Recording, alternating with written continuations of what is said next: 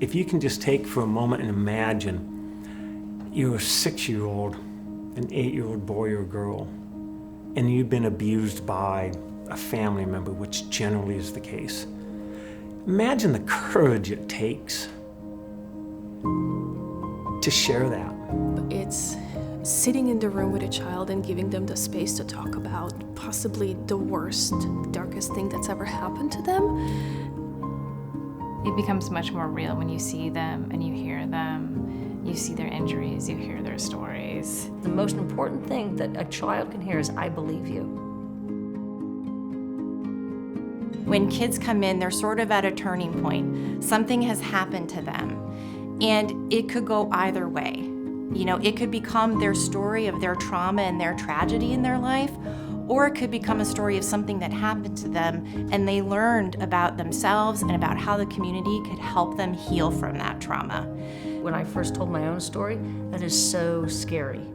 You know, and I was 23, 24 years old. I was a very successful athlete, and I wanted to go to the Olympics, and that was my dream. And so my coach at the time, he took advantage of that. He took advantage of me, he took advantage of my family, and my athletic gift.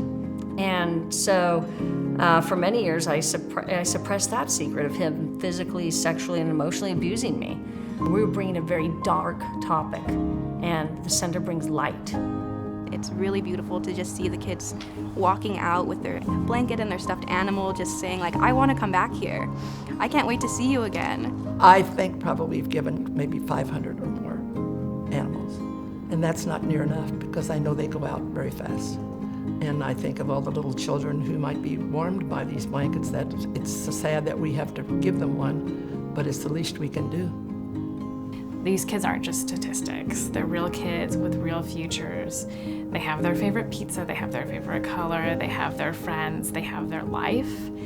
And understanding, you know, we really need to make sure this kid's safe so those things can continue and this kid can live the life that they deserve. I think being a multidisciplinary team and working in partnership with law enforcement and DHS really allows for a lot of collaboration. The quality of our investigations with the help of the Children's Center skyrockets. I know that when children come here, they're going to start on their journey of healing. They're going to be heard, they're going to be valued, and they're going to be safe.